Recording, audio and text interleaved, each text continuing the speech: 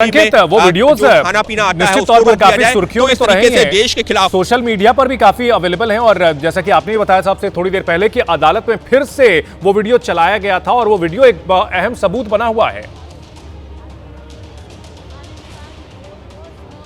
देखिए, वो वीडियो जो है सबूत के तौर पर जो है निश्चित तौर पर जो है कोर्ट में रखे गए हैं, लेकिन कोर्ट जो है तमाम तथ्यों को देखती है, सिर्फ एक वीडियो को नहीं बल्कि उसके अलावा भी क्या क्या सबूत और दस्तावेज है। अब एक और नई टिप्पणी आई है, पहले वो बता देता हूं, जो कि फैसले में लिखा गया है।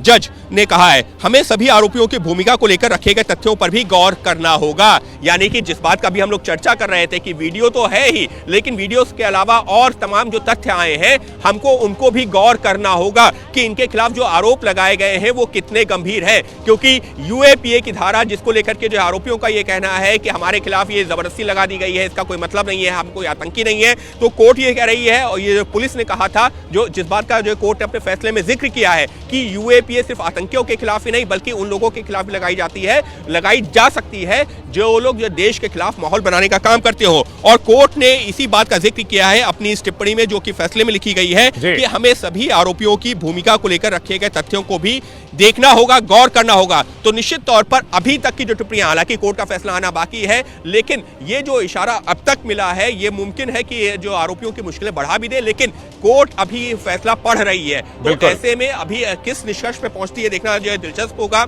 लेकिन साफ तौर पर कोर्ट ने हाईकोर्ट की टिप्पणियों का जिक्र किया, जिसके आधार पर जमानत दर्ज की गई, पुलिस की दलीलों का जिक्र किया है और आरोपियों की जो है दलीलों का जिक्र करने के बाद में अब धीरे धीरे करके निष्कर्ष की तरफ आगे बढ़ रहे हैं। अंकित, आपने जो बातें बताई अपने दर्शकों को हम ब्रेकिंग न्यूज के तौर पर बता देते हैं कि इस पूरे मामले को लेकर के सुप्रीम कोर्ट की ओर से जो टिप्पणियां दी गई है उसमें यह भी कहा गया है कि हाई कोर्ट में यहां उनकी जमानत को खारिज कर दिया गया। संविधान में जीने का अधिकार जरूर है, लेकिन वो कानून के दायरे से बाहर नहीं है। पुलिस ने यूएपीए कानून का हवाला दिया है। यूएपीए विशेष कानून है, यह सिर्फ आतंकवाद तक सीमित नहीं है, सभी आरोपियों की भूमिका पर गौर करना जरूरी है।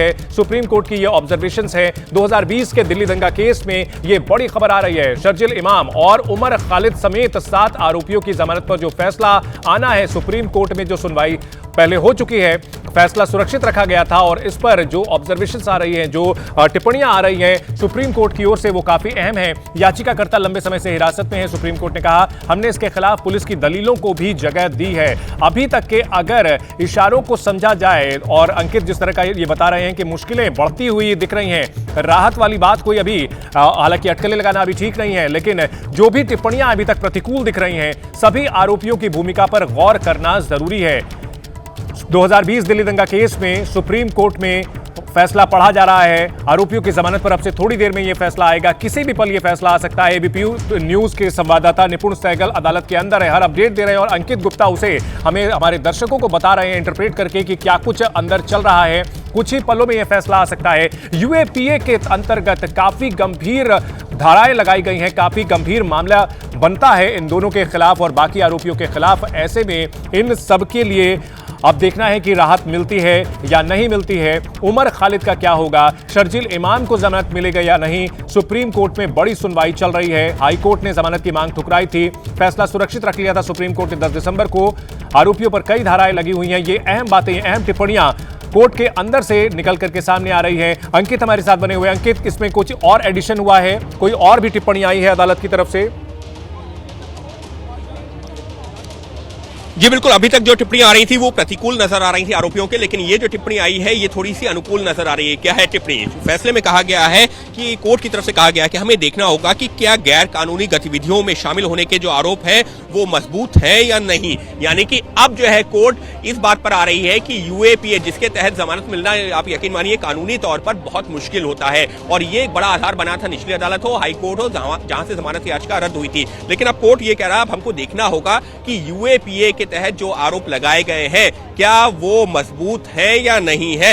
यानी कि अब कोर्ट ये देखेगी कि अनलॉफुल एक्टिविटीज प्रिवेंशन एक्ट, जिसके तहत जमानत देना कोर्ट के लिए भी, सुप्रीम कोर्ट के लिए भी मुश्किल होता है, तो ऐसे में अब कोर्ट उसी जो प्रावधान पे गौर कर रही है कि उसके तहत जो सबूत दिए गए हैं क्या वो मजबूत हैं, जिसके आधार पर जमानत का विरोध कर रही है दिल्ली पुलिस। तो इस वक्त अब ये जो कोर्ट अपने जो है जो फैसला है उसके अंतिम पहलुओं पर जा रही है, अंतिम जो पैराग्राफ्स हैं उस तरफ आगे बढ़ रही है। तो कोर्ट ने पहले तो ये कहा कि राइट टू लाइफ का मतलब ये नहीं है कि आप कानून से परे हैं, संविधान से परे हैं, कानून के दायरे में हमको उसको देखना होगा। लेकिन जहां पर उन्होंने ये कहा था कि हम 5 साल से जेल में हैं और ये हमारे राइट टू लाइफ यानी कि जीवन का जो अधिकार है अनुच्छेद 21 उसका उल्लंघन भी है, तो उस पर कोर्ट ने कहा था कि नहीं, ये कानून के जो दायरे में हमको देखना होगा। लेकिन जो आखिरी टिप्पणी आई है, जो आगे पैराग्राफ पढ़ा गया है, उसमें इस बात का जिक्र किया गया है कि यूएपीए की जो धारा लगाई गई है, उसमें जो आरोप लगाए गए हैं, हमको देखना होगा कि वहां पर ये आरोप और तथ्य और सबूत कितने मजबूत हैं। ऐसे में अब सुप्रीम कोर्ट ये देखेगी कि यूएपीए जो लगाया गया है, जिसके तहत इन आरोपियों की मुश्किलें बढ़ी हुई हैं,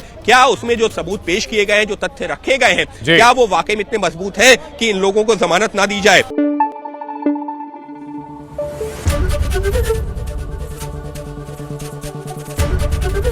एबीपी न्यूज आपको रखे आगे।